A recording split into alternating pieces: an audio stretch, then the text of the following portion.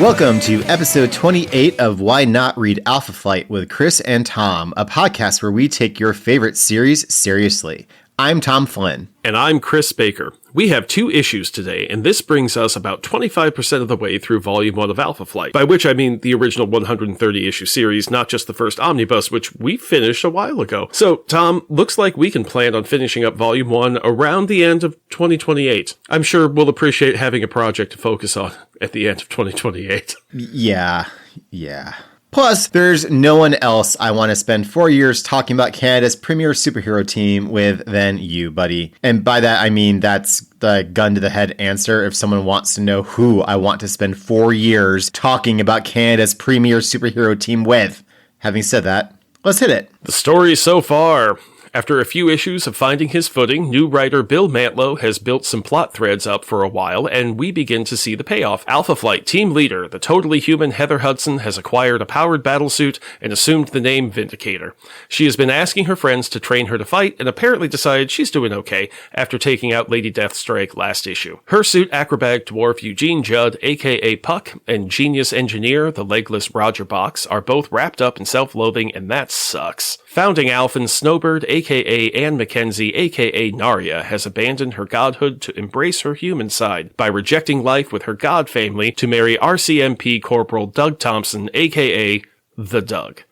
Since then, she's been experiencing bouts of pain and losing control of her human form to let her scary, godlike true fires show through. Mystical Alphens, Shaman and Talisman, aka Michael and Elizabeth, 2 young men, are off on their own, but come back into the fold in this arc. Tom, would you like to take the deceased roster this time? You seem to have some particular delight in this feature. Oh, do I? The deceased roster... You know, that's not a good enough name. I don't have a good replacement in mind. Listeners, if you have a good, better name than Deceased Roster, especially like a good acronym, let us know. That would be most appreciated. The Deceased Roster currently consists of the recently character assassinated but dead for quite some time now, team founder James McDonald Hudson, aka Guardian, and fellow founding Alphen, secret agent linebacker superhero Dr. Walter Langowski. And you know what?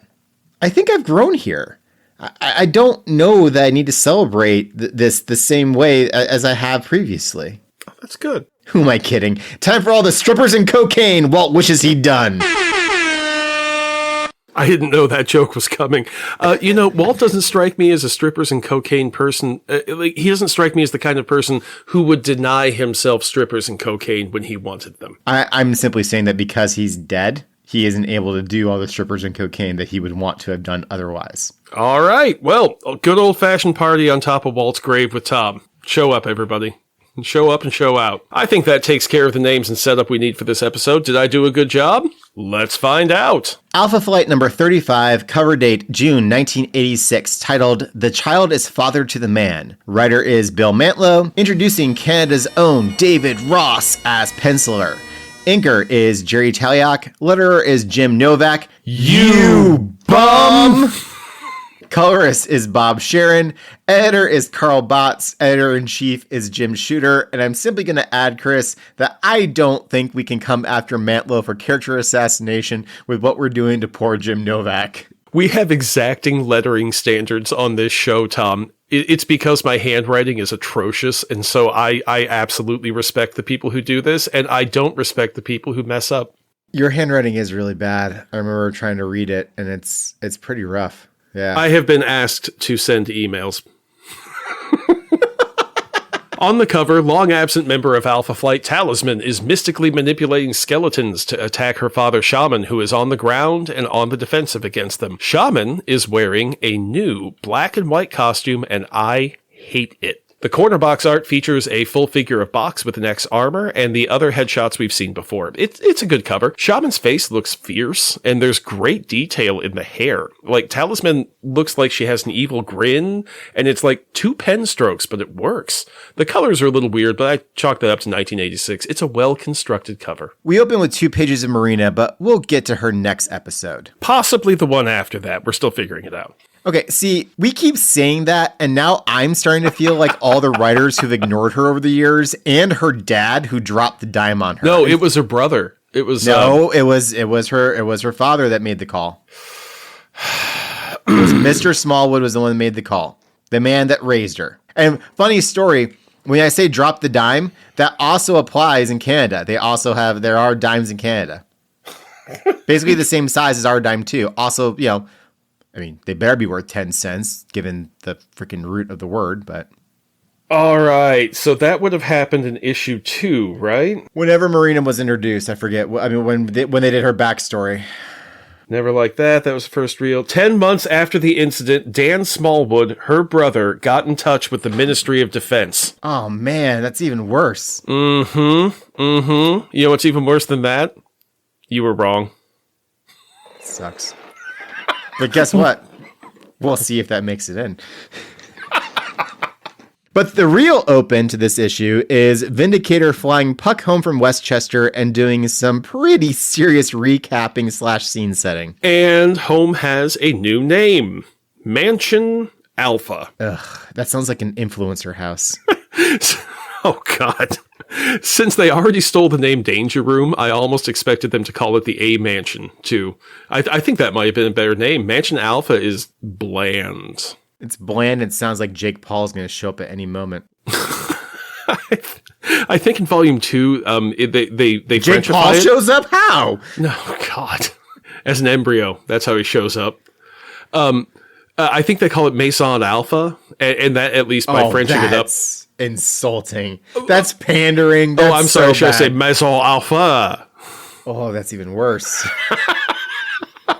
Moving right along. Heather says, when I was just plain Heather Hudson, I whined about not having any superpowers. Damn right you did. When Roger Bochs reinvented Mac's battlesuit and gave me power, I whined about needing training. Well, I'm done whining. I've got everything I need now to be a true leader of Alpha Flight, and I'm ready to roll. Okay, wait, no, she didn't get any training. She just held herself in a fight with Wolverine and a bunch of ninjas against Lady Deathstrike, and then Puck hit Wolverine with the Omnijet. Heather didn't learn anything. She doesn't know any more than she did when she tried to come at the X-Men out of the setting sun like a Japanese fighter in World War II. Or, as we've established, a dragon. Or a dragon coming at the totally sober Matthew McConaughey. I did appreciate that little reveal in that movie. That's pretty fun.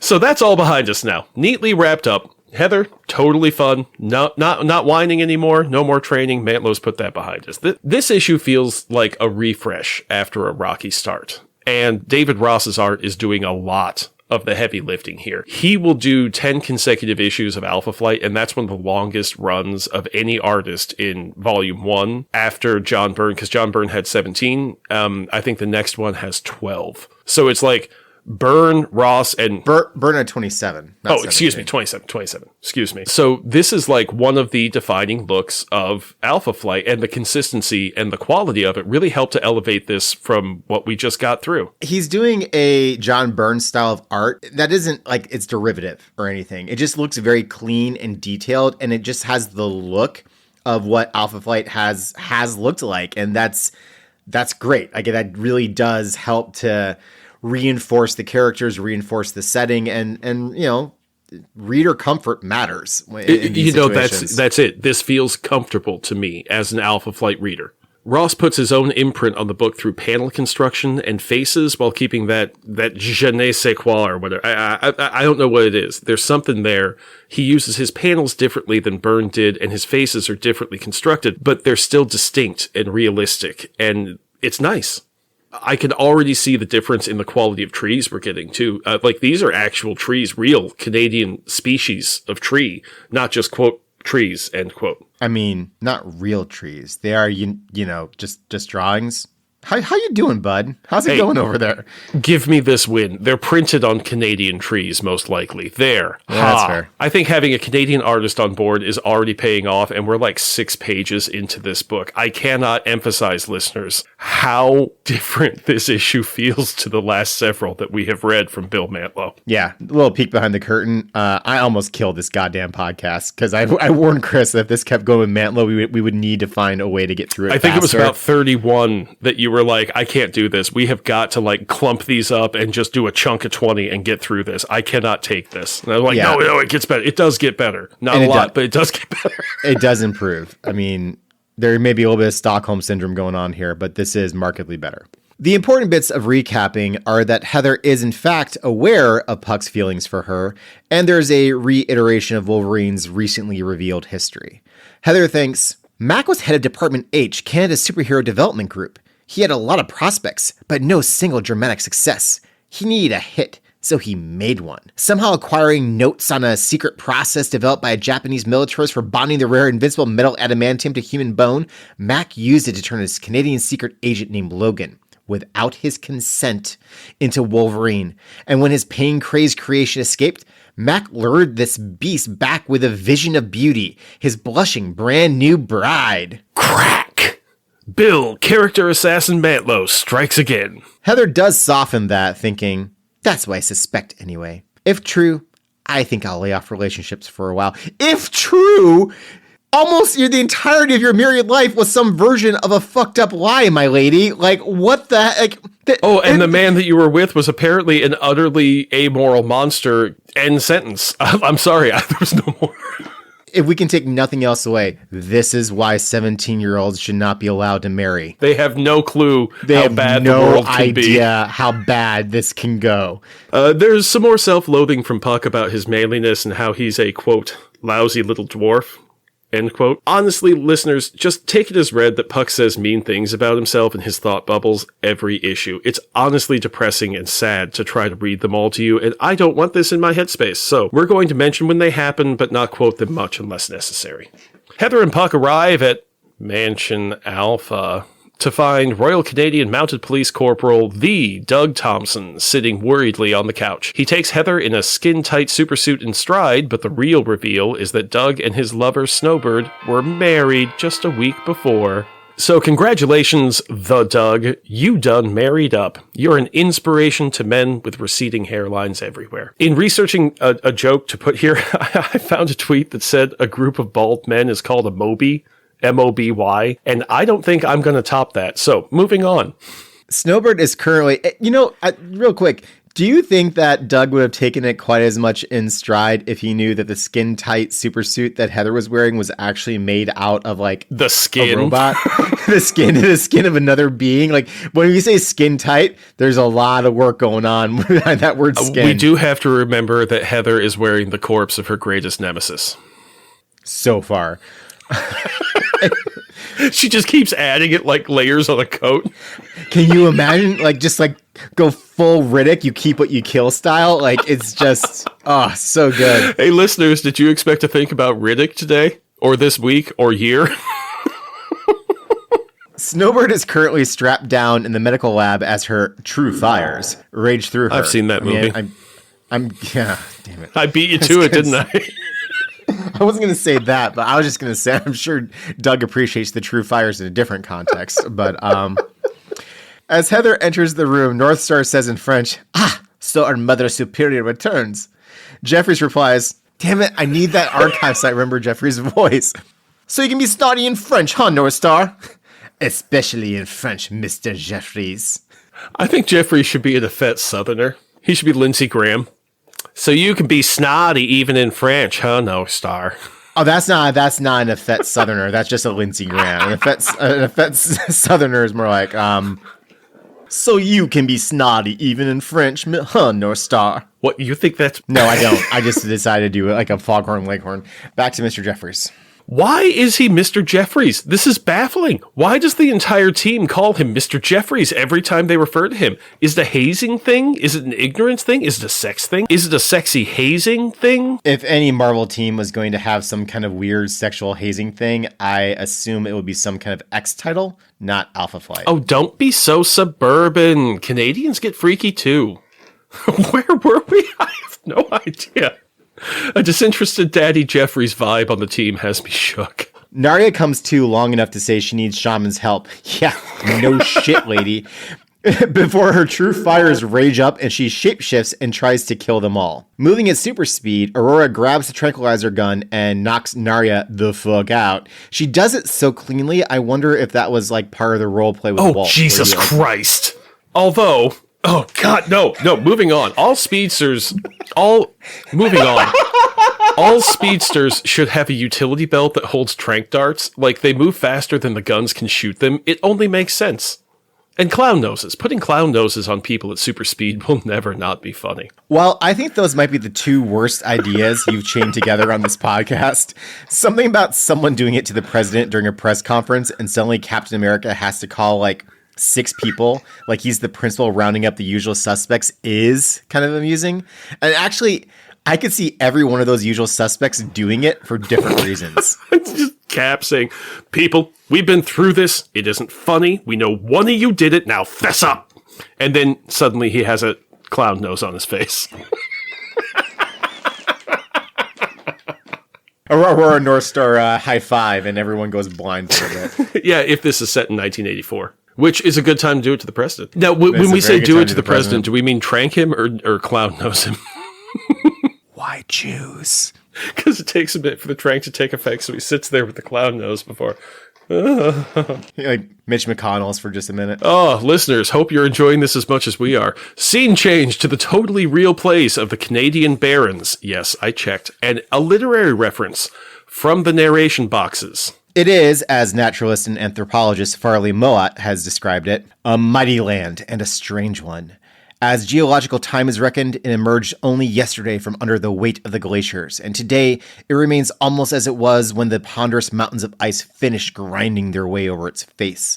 A land planed to a shapeless uniformity by the great power of the ice. This is credited as from The People of the Deer by Farley Mowat. Damn, this feels like my Alpha Flight again. Dr. Michael fucking Two Youngman is walking across the wasteland in nothing but a very flappy loincloth and a headband. He is on his pilgrimage of power to either claim his destiny or die. He remarks upon the stone men that were created by the Inuit people who lived here and how they mark the way to where he needs to go. And that turns out to be real as well. The stone men of Canada aren't nearly as human-like as what is on the page, but the Inuit did put up cairns, and sometimes they were shaped roughly like a man. He also remarks that, quote, the coming of the white man, end quote, helps his Sarsi people make peace with the Inuit as they were both so reduced that they needed the allies. Hot damn, this feels like Alpha Flight again. Some more Mowat, the Barons, and the Inuit whom Shaman references. We're going to use Inuit to refer to the people who lived here, as it's not entirely inaccurate and is what's on the page. The more precise term for this group is Ilamiut. I'm probably butchering that. Mowat spells as Ilhamiut. It actually should be spelled like a cleaner, like a more appropriate spelling is Hiarmiut, but they sound essentially the same. Basically, Mowat did something of a phonetic spelling, which what you gotta sounds do, right, you but know? But it is what it is. A reasonable translation into English would be people from beyond. Traditionally, they were caribou hunters, with their subsistence and centered on caribou almost exclusively, which is what really distinguishes them from other Inuit groups who also harvested from the sea. You mean they gathered protein from the sea? Dear God. The Barrenlands are in Nunavut, that newer federal territory distinct from the Northwest Territories.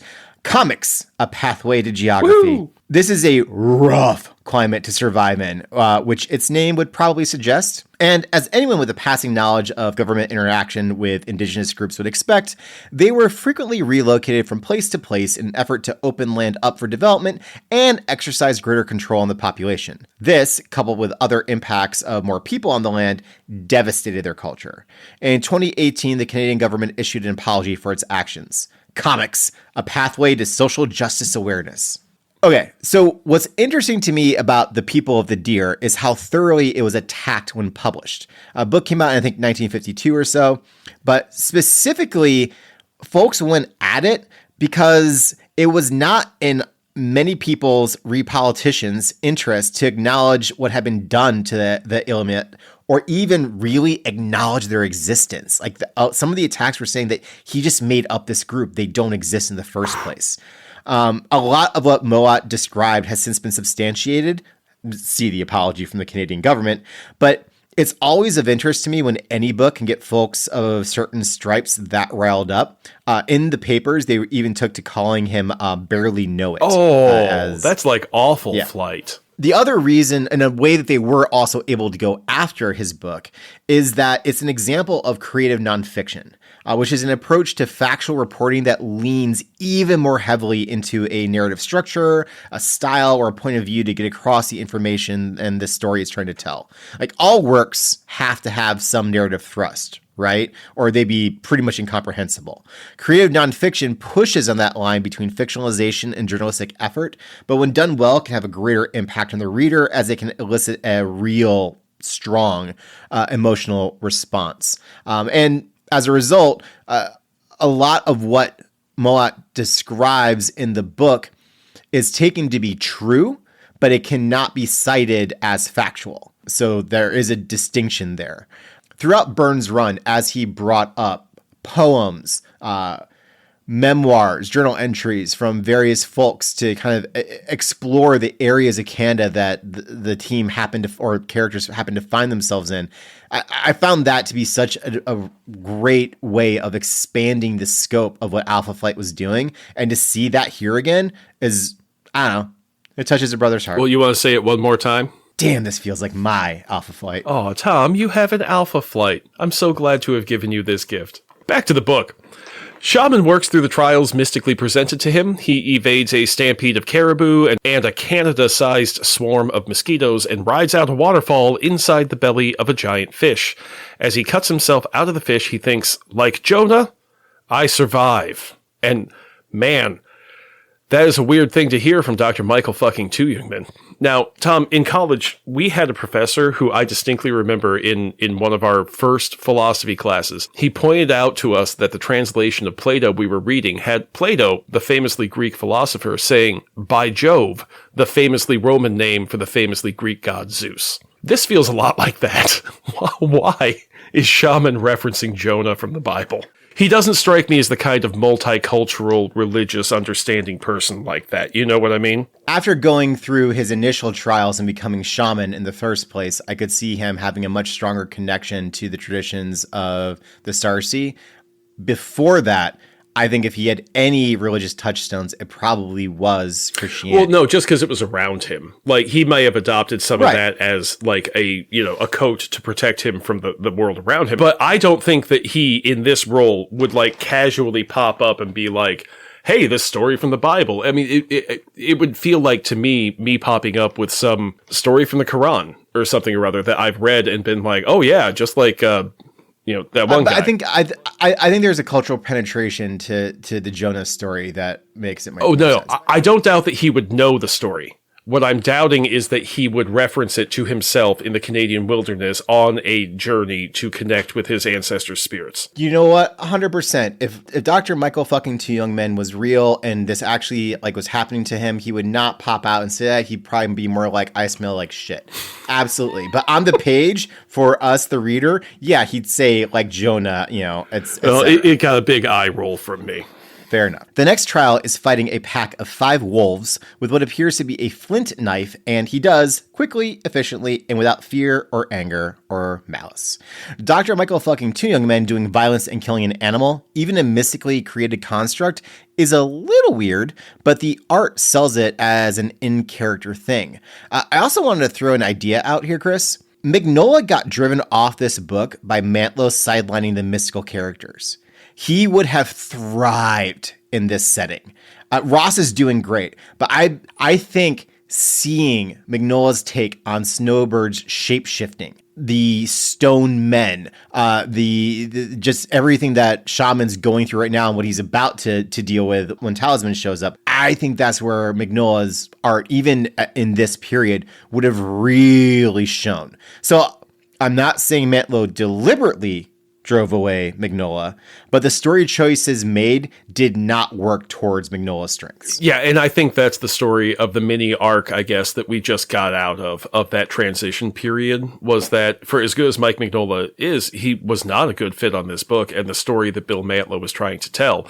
And while we wish that story had been different, it is what it is, and here we are. Seeking shelter from a sudden blizzard, Shaman stumbles into a large cairn to find Wolverine? No, it's his daughter Talisman. We can't cram him in one more time for a while. You only get so many punches on the card for Wolverine showing up. Yeah, every 12th one you get an annual free. Talisman says, "Hello, Father. I see you've survived the spirit tests. Too bad. And they immediately squabble out their back and forth of grievances, ending with Elizabeth saying, You failed us both, old man! Still, you survived the spirit test, so you must be good for something. She throws a bundle of clothes and a staff at Shaman, and his grandfather's spirit, who's appeared and has been probably awkwardly in the corner watching them fight this whole time. just nodding like Jack Nicholson. And say, now, to be fair, you both have points. I think, no. He says, the trappings of power, Michael, two young men, needing only this eagle crest to complete your costume. You have found your courage again, grandson. You have done this ghost proud. In this capacity. As a father, you got some work to do. Hello, Teeny. Michael takes on his vestments reluctantly. Without power, can I ever hope to save Elizabeth from the fate to which I condemned her? For the sake of talisman salvation, then Shaman must live again. So the costume that was thrown at him, this isn't a superhero costume. These are generations old sacred relics. The real deal, not spandex and pizzazz. It's a caribou robe, black with white fur trimming at the edges. Under the robe is another black garment with white, vaguely mystic-looking symbols, and a white tooth necklace, kind of like the Black Panther movie. The eagle crest on top of his head is kind of triangle-shaped, like a short, blunt dunce cap made of gold with carvings and stuff to make it look like an eagle, but also kind of like a melted traffic cone. The staff is similarly carved in golden, and there are gold loose bracelets similar to bangles that really complete the magical look. Grandfather and Elizabeth explain these very rare loot items he just equipped had been stolen long ago by Viking raiders who died in the cold and were buried in this cairn with their loot. Who did the burying is left unstated. The cold in the land probably took care of most of the burying, just saying. Well, no, they built a cairn over them. Like they took the time and then they left the loot. Like they came all the way to Canada from Viking land. And then left the loot. They looted, they kept going, and then they just fucking died. Like, then who built the cairn? Nobody built the cairn. You don't blow rocks over onto people. From what I read about... No, Canada does not work that way, Tom. From what I read about the Barrenlands, that's entirely possible. That place is like... Look, North Dakota is unfit for human life. This place is actively trying to kill you at all times. They died, and they collapsed right underneath one of the stone men, and the cairn itself just fell over and created the burial place for Sure. Them. We're spending a lot of time on this. As the bones of those Vikings come back to life to take back the loot from Michael, he moves into offensive posture and instinctively reaches toward his right hip for his medicine bag, which is no longer part of his getup. He says, "No, that was the old magic, drawn from the void, not from within me. I put my hand up on my hip when I dip." You dip. We dip. I'll do that, Quinn, again. "I put my hand up on my hip, but we don't dip. I don't dip. We don't dip." Come to think of it, we don't know where the medicine bag is right now since Michael slunk away in the fight with the Hulk. That's the type of thing that you're supposed to keep track of, folks. That seems really, really bad. Like, how many people have been looking into it and just losing their minds? I know that he can't pull out an entire surface-to-air handheld missile, but he could definitely reach in and pull out a bunch of C4. There's all sorts of things he could pull out of there. And that other, yeah. It's a good thing that he's not a lone secret agent Wetworks operator. Yeah. We gotta move on. Sorry, I could talk about Shaman for a while. An eagle spirit springs from the helmet and introduces itself to Michael. "I am Eaglet, O Shaman, your familiar and intermediary between this realm and that of the spirits. Actually, the call wasn't written, but I want to keep it there.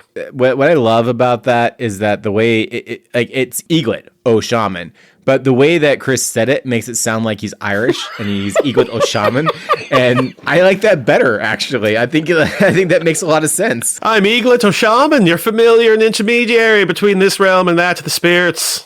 Stick with the first one. Where Talisman can command the spirits to do her will, Michael's upgrade allows him to ask them to help him because he's the shaman and they respect that. He summons the north wind to blow apart the cairn and the spirit of growing things to grow vines and shatter a few of the skeletons intent on killing him. He dispatches the rest by calling on the rock spirit to animate giant stone men to smash the skeletons. But notably, not the actual stone men that we started this issue with. They're like created out of the stone around him. And it's weird that it's not a lot of times, but it's weird to have two different separate instances of stone men in the comic. The narration says, no songs will be sung about Sarsi campfires of Shaman's triumph in the snows. No child of the people will ever know, but Shaman knows that he has recovered his pride and his power. And that is enough. Back at Mansion Alpha, Snowbird is spazzing out and shapeshifting uncontrollably as Aurora exclaims, "If only Shaman were here." When, in a flash, he appears, saying, "Shaman is come. Now, fellow Alphans, stand aside and let me examine my patient." Damn, this feels like Alpha Flight again. I am appeased. That brings us to Alpha Flight number 36, cover date July 1986, titled Labor Pains. Writer is Bill Mantlo, penciler is David Ross, inker is Jerry Taliok, letterer is Joe Rosen, colorist is Bob Sharon, editor is Carl Potts, editor-in-chief is Jim Shooter. On the cover, well, it's a great team shot by Mike Mignola, including Shaman and his new duds. Not much more I can say. It's nice to see the whole team together again, and in a multiple of 12. If you're listening to this, then you already know that Alpha Flight is a weird little book. I hadn't really clocked to the 12 issue cycle when I was a kid, but damn, do I feel it now. Good job, Mike. This is what I'm saying. Mignola could have crushed this book. He just needs some mystical weirdness to go along with, not technological stuff and Puck. Corner box art is a full figure of Heather and heads of Puck, the twins, Snowbird, and Bochs.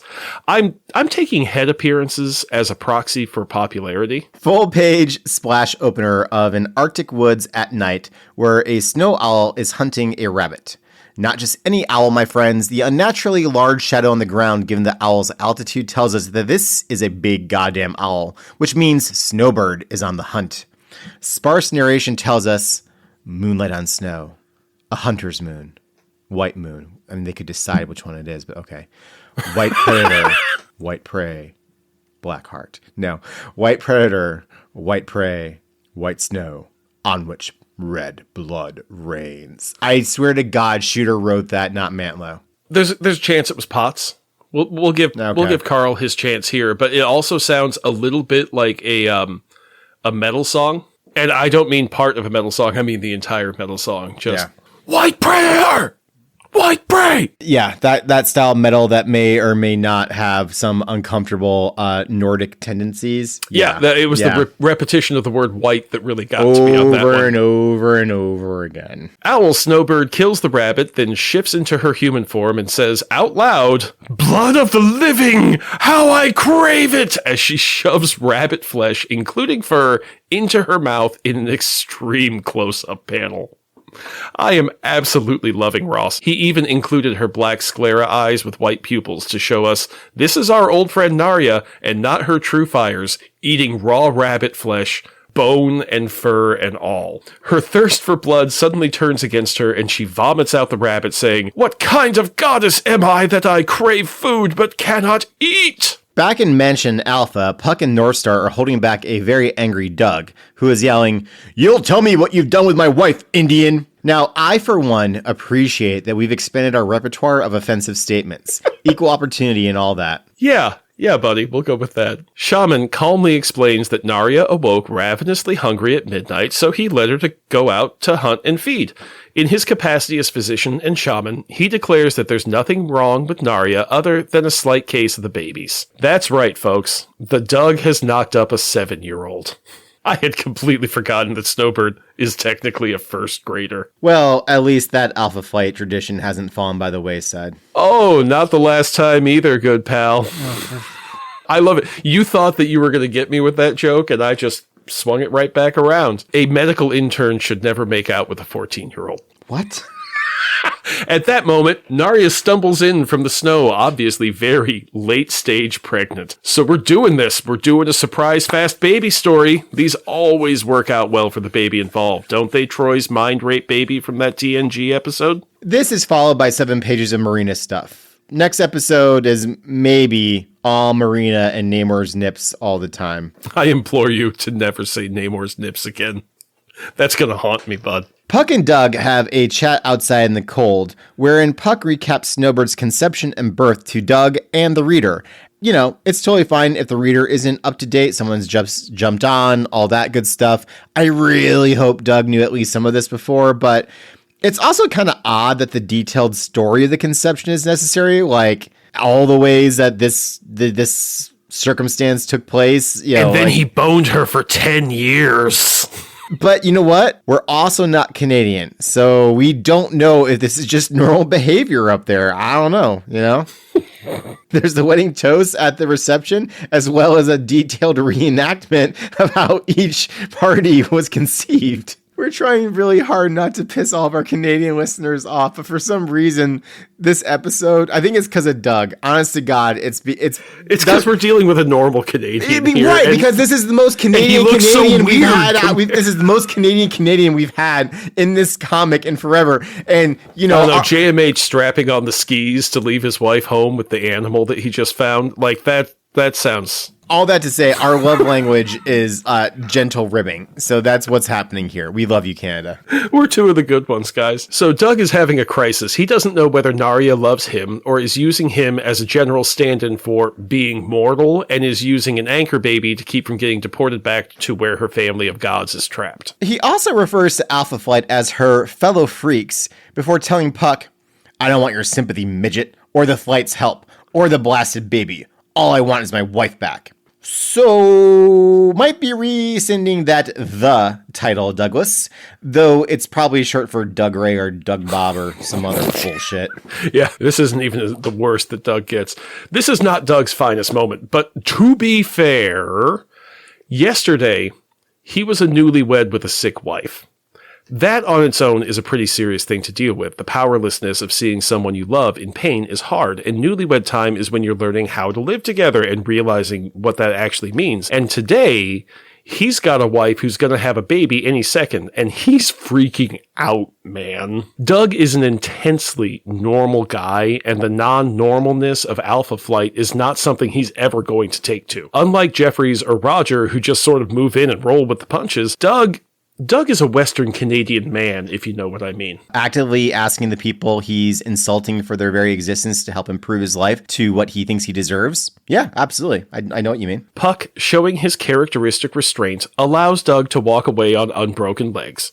There isn't any text to support this, but the way Puck looks at him walking away, I think Puck is debating going all Soldier Boy on Doug. Anyway, here's hoping he redeems himself. Back inside the mansion, Snowbird is rapidly approaching giving birth. Since Department H didn't see a need to outfit Alpha Flight with OBGYN gear, Roger Bochs and Mr. Jeffries whip up a sonogram out of scrap for Michael. But they do it by Roger thinking real hard and Jeffries touching his head and somehow being the conduit between Roger's knowledge and Madison's power. It's a new, completely unexplained thing. The two of them have a bit of a bros thing going on, but they don't seem like friends. They seem like they are each the coworker the other likes working with, but they don't hang out otherwise. Realizing Snowbird's child will need to be born in a place of power like its mother, Shaman retreats to what is apparently his room in the mansion.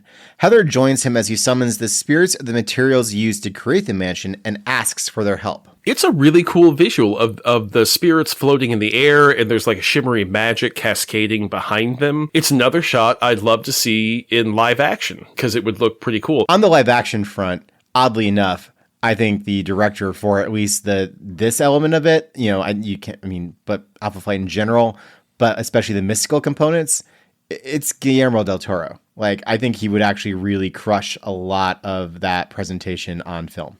Which is funny because of the Hellboy Mike Mignola connections to that. The spirits say the mansion grounds must be purified, for there is death here, causing Heather to wonder if anyone other than Gilded Lily has died there. Well, what happened to the people in her statues? Well, they would have fallen when the whole thing collapsed. That's a bunch of deaths right there, right? Well, there's that, but hopefully that actually cracked the gold, so they died. Otherwise, they're buried underneath everything still alive. I'm pretty sure Department H would have found that when they rebuilt it and turned them into some type of mutated monstrosity that turns against them. So in both this issue and the last one, we get editor's notes of references to past issues. Man, it feels like something has changed in the bullpen running this book. I'm going to go out on a limb with no reason other than nerd intuition that they went hard into Marvel House style, starting with number 35. So Bill would hand in the story for Ross to draw, and then Bill scripts it based on what he sees in the art, and the letterer has to find a way to make it all work. Again, out on a limb, I feel like the previous rough patch felt more like Mantlo writing and scripting before any art is put down. So you combine that workflow change with an editor who can pick out the things that give this book its feel, throw in a Canadian artist who assuredly studied Byrne's work back when the book was in the new hotness on the block, and things are turning around for us quickly. Next, Shaman's new familiar, Eaglet, calls forth Narya's mother Nelvana and her father Hodiak, and the third person we traditionally see with them, who is finally given a name. Shaman tells Heather that figure is the nameless shaper of life, which... Okay, does that count as getting a name? Thanks for clearing that up, Mike. Definitely helps. The gods say that as Narya has turned her back on them, they are turning their backs on her. Next up, Shaman sends a summons to the only human on Earth who might understand the problem at hand, none other than Dr. Stephen Strange. When I said I couldn't remember if they had ever met, somehow this 2-page guest spot didn't register. With the barest of greetings, Strange shows Shaman and Heather where to take Narya, a place close to where she was born. Strange says, "Yes, there is power here, but also something unsettling, some elusive sense of evil." Shaman dismisses him and says, "It is because it is an icy wasteland you say so. Canada is home to many such places." You know what? Okay, I take back like 2% of the praise I just heaped on this issue. This is not that different from Shaman suggesting that JMH change his name from Vindicator to Guardian.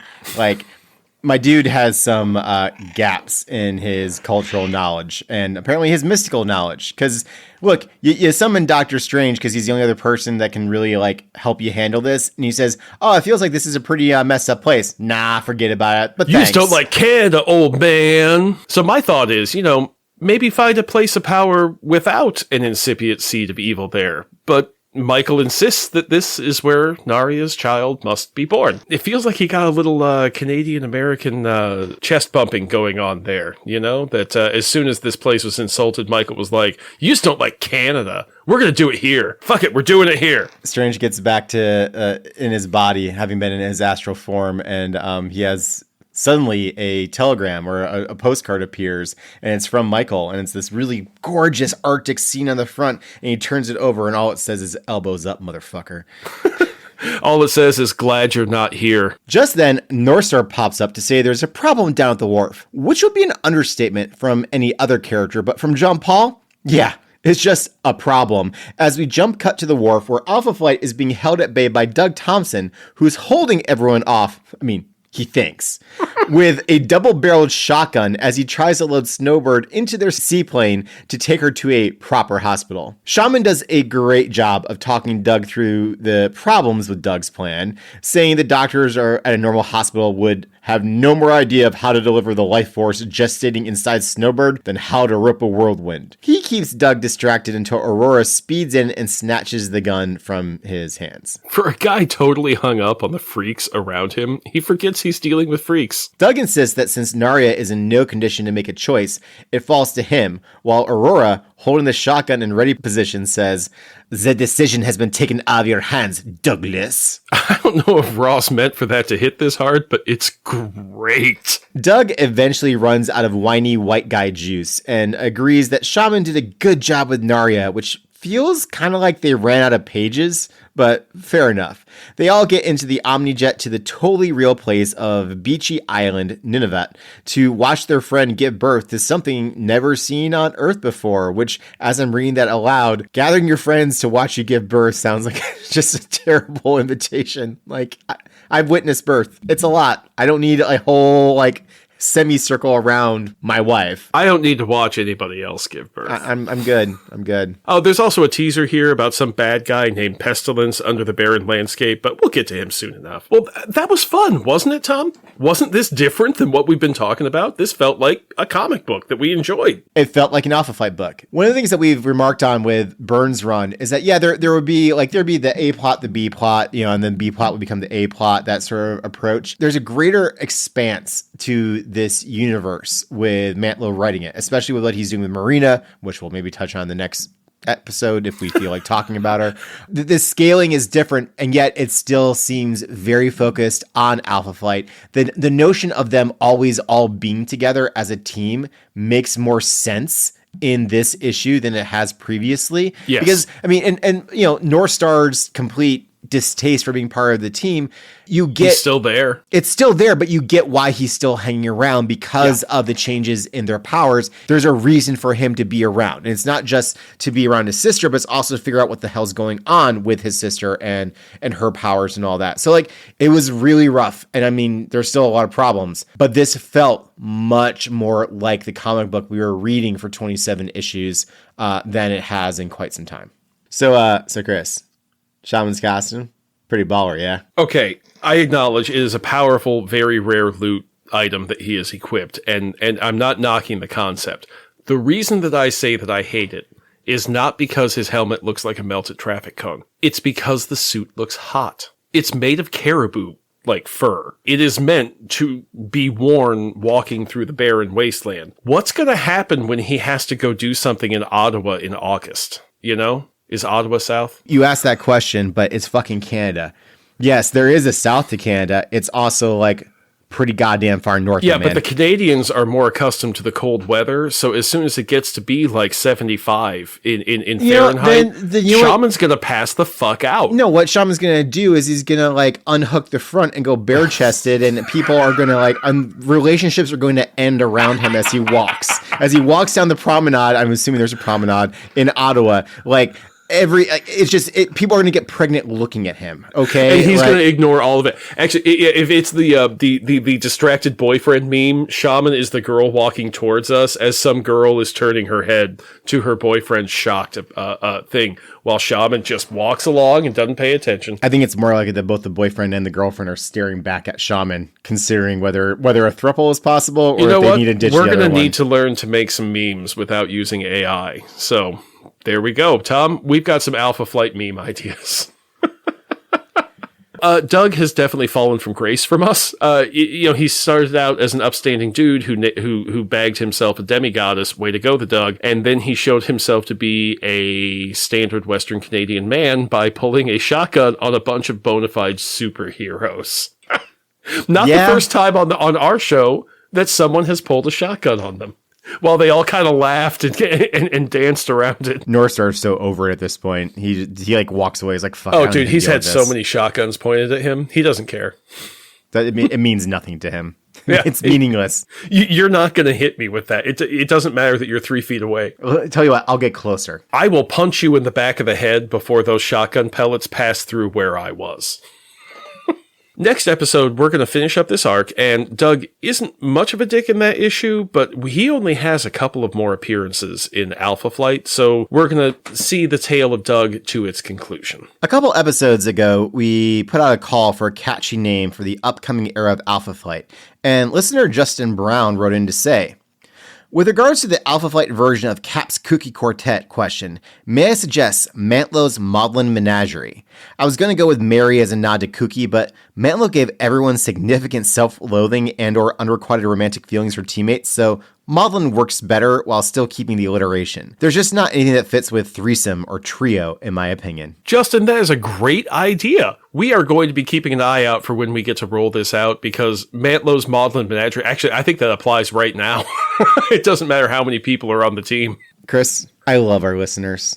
I love that this is the interaction we get. I love that they pay that much attention to alliteration and still manage to make it work. I also love the implied challenge of threesome and trio that was thrown out there. So it's a real hard one. But still, I think it's something that we need to work on. But on the topic of listenership, last episode, I spoke a little bit about Yukio Mishima and how I was making just a wild guess that some of his life story influenced the depiction of Lady Deathstrike and Lord Darkwind, etc.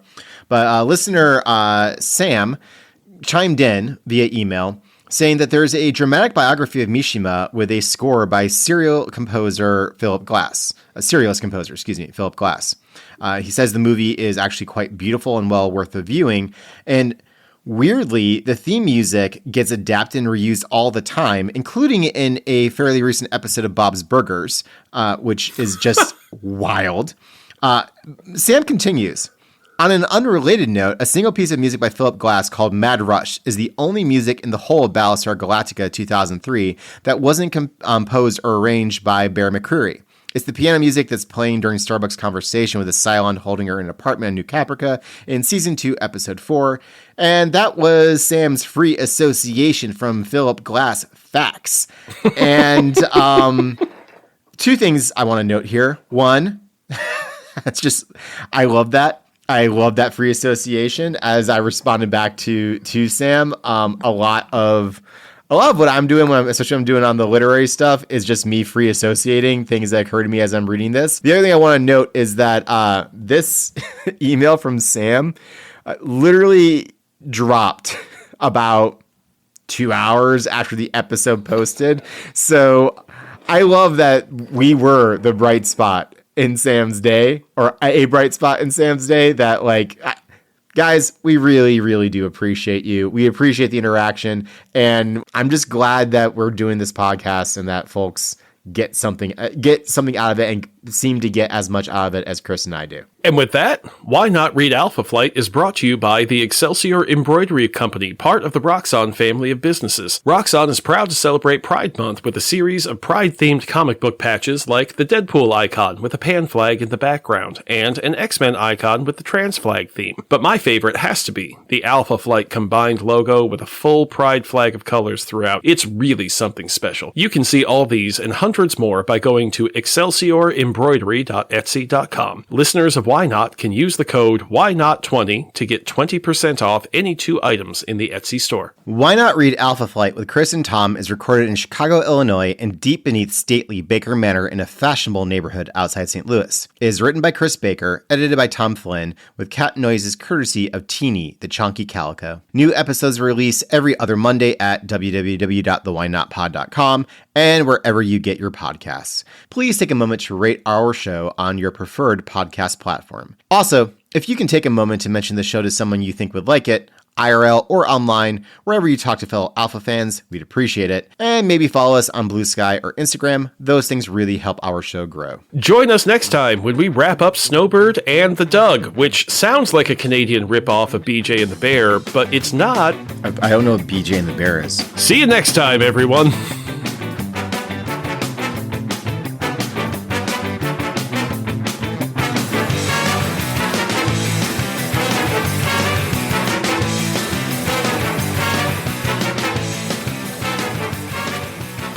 Pause. Can we get a wedding bells? Yes. Not the wedding march. I think wedding bells, but the wedding march might work better. But in my head, it's wedding bells. Wedding bells. The ones from the end of the Robin Hood movie from Disney. The dun dun. That's dun, actually dun, exactly dun, what dun, I was hearing in my head. Yes. Thank you. You know what? Maybe keep that in.